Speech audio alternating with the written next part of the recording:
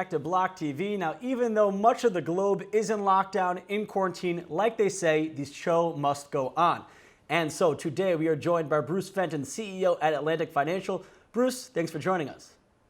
Thanks for having me. All right, now Bruce, at the start of this whole crisis, this is the first time I'm able to speak with you since, kind of the markets tanked. So did Bitcoin at the beginning, and many Bitcoin proponents defended it. They said that Bitcoin is a hedge against geopolitical uncertainty and unlimited government printing of money, not really unforeseen viruses that shut down the world economy. But now with the U.S. government passing a $2.2 trillion stimulus bill and printing money out of thin air to pay for it, has the real test for Bitcoin just begun? Yeah, I think it is just beginning.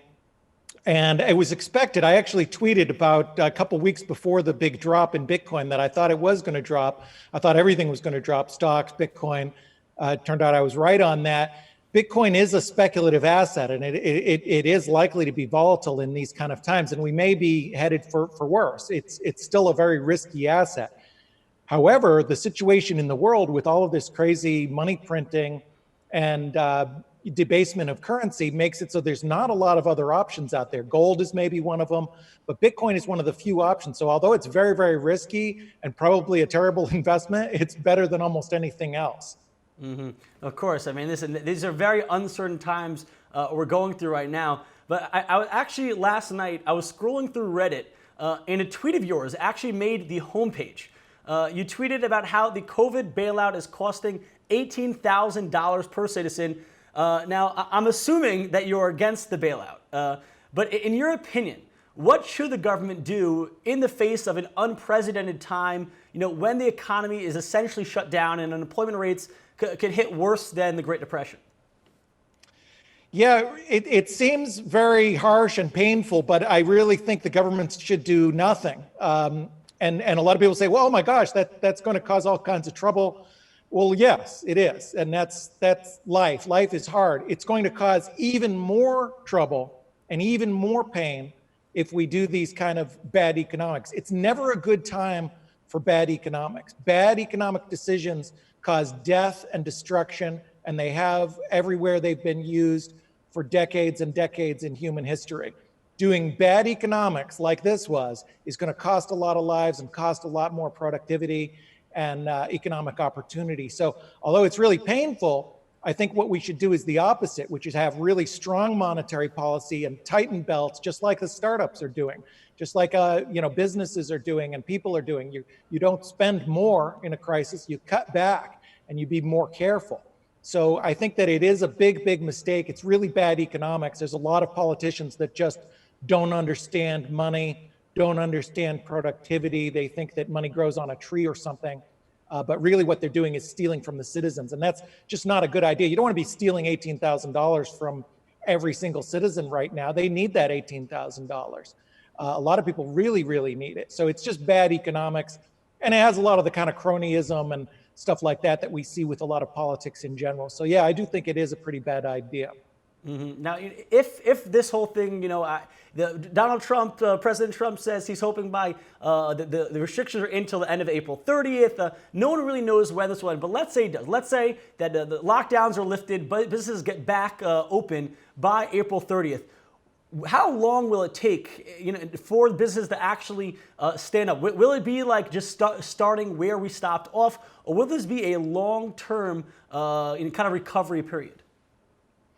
Unfortunately, we're not going to be able to start where we left off because there's a lot of businesses that are going to go out of business, and there's people that are permanently laid off.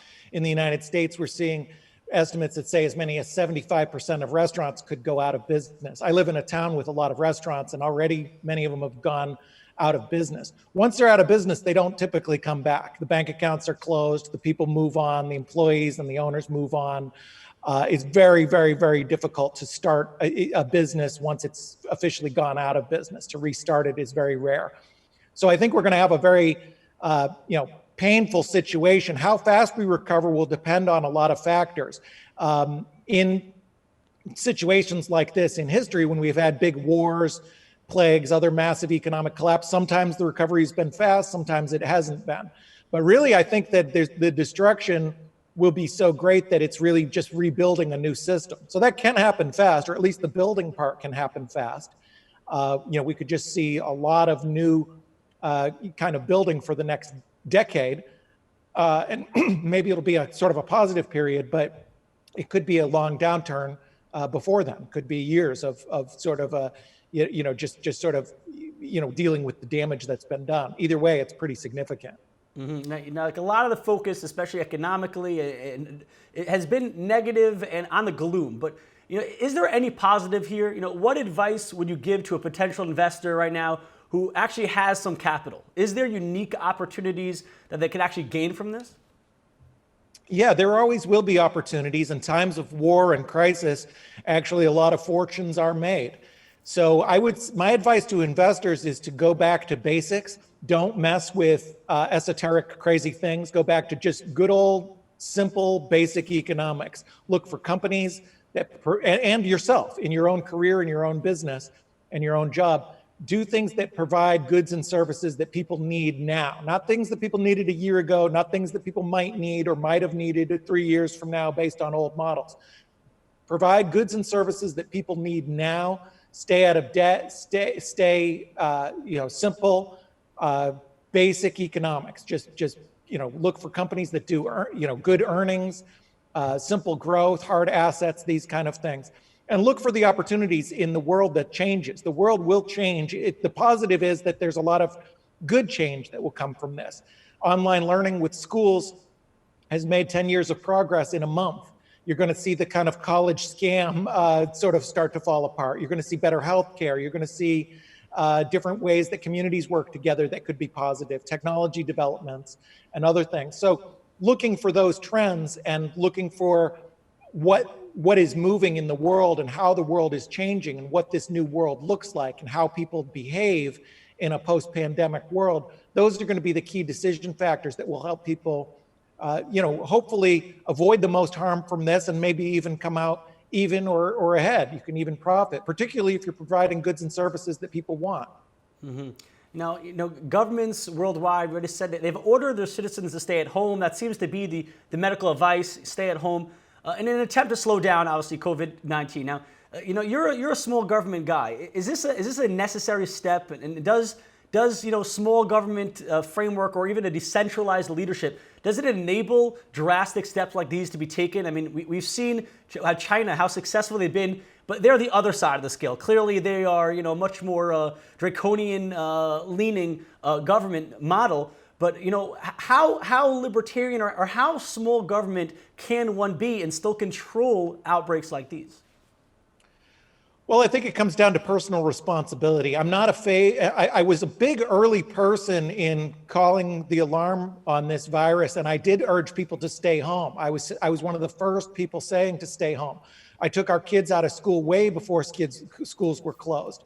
But I don't advocate the government making it mandated. Everybody needs to have personal responsibility and be able to take responsibility for themselves and not look for government to take care of them, because government doesn't do a good job at it. They've already done a terrible job. They told us not to wear masks. China had all kinds of bad data. They silenced the original people that warned about this. Pretty much every government across the world, across the board, has bungled this in some way. And why would we give them more power and more trust? I think that there are drawbacks for sure. You can't trust people to do the right thing. If you say to stay home, maybe they won't if it's voluntarily. There will be people who do stupid things and things we don't agree with, which is exactly why we can't trust some of those people to have power to rule over us. Because if we can't trust people to do the right thing, then why the heck would we give a couple people with fancy titles the ability to have authoritarian power over us, the likes of which we've never seen?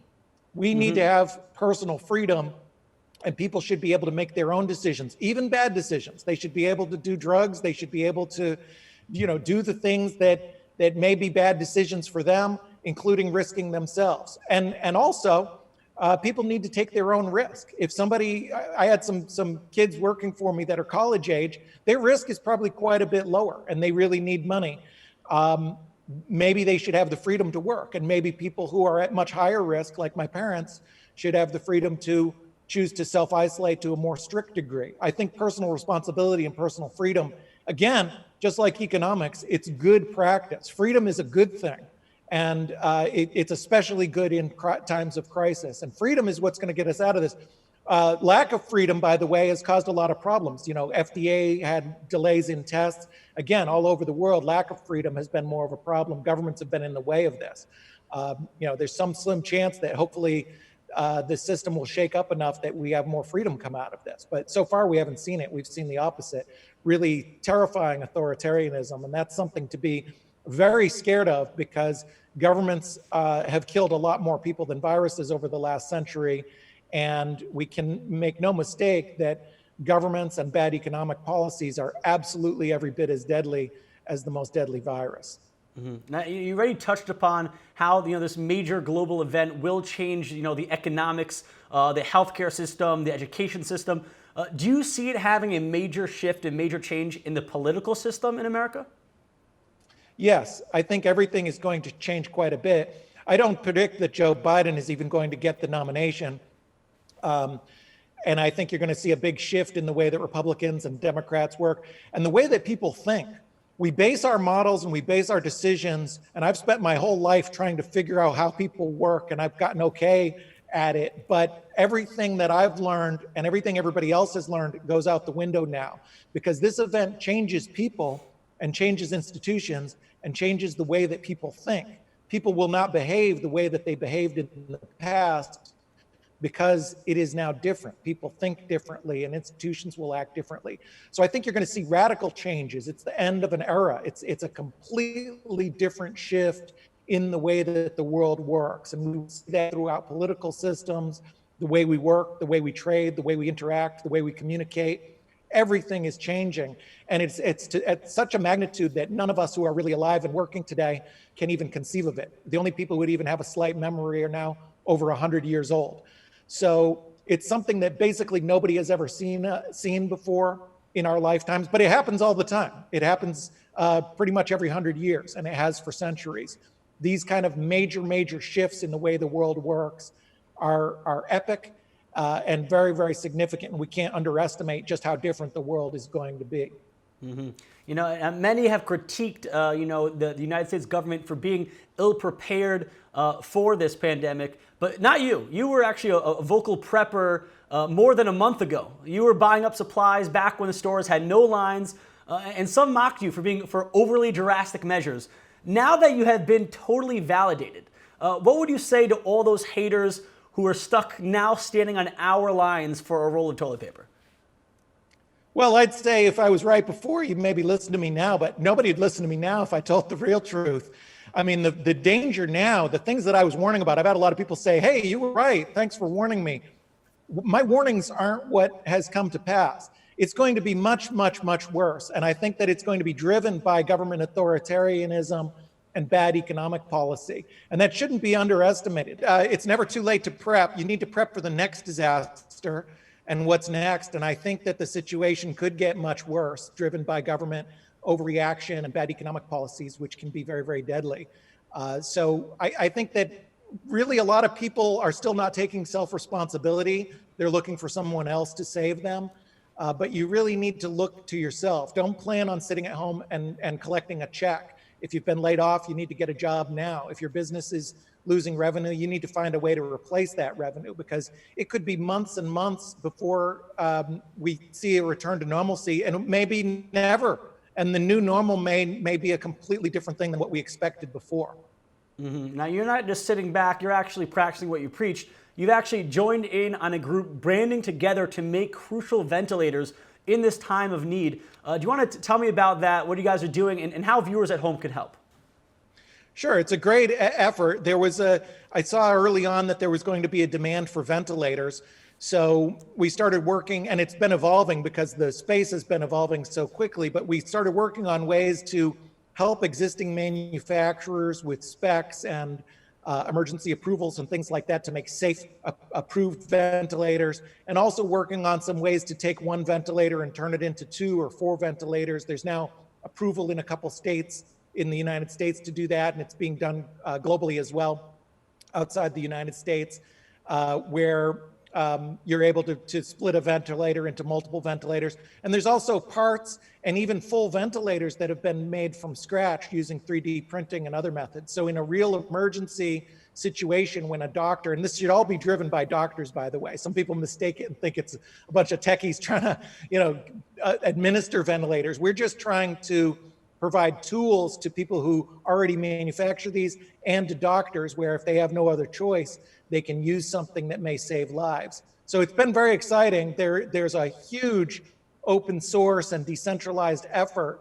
Part of the things that I learned in Bitcoin and elsewhere have applied to this, and I can't take credit for it. Just like Bitcoin, it's a whole bunch of people that are doing this. But it's very, very impressive to see so many scientists, doctors, engineers, makers, all banding together to create solutions that people need. So I'm very optimistic about that. And those are the kind of changes that I think will be lasting. Once people see how easy it is to work in this kind of environment, there's a lot of other problems that can be solved. But right now, ventilators is something that there's been a lot of progress made in the last couple of weeks all over the world with manufacturers and with fabrication and specs and things like that. Well, Bruce, I would like to thank you very much for those efforts. I mean, you're really potentially saving lives there. Very important work. And I'd like to thank you as well for joining us here on BLOCKTV. And for all our viewers at home, if you want more on blockchain, cryptocurrency, and tech news, make sure to check us out at blocktv.com.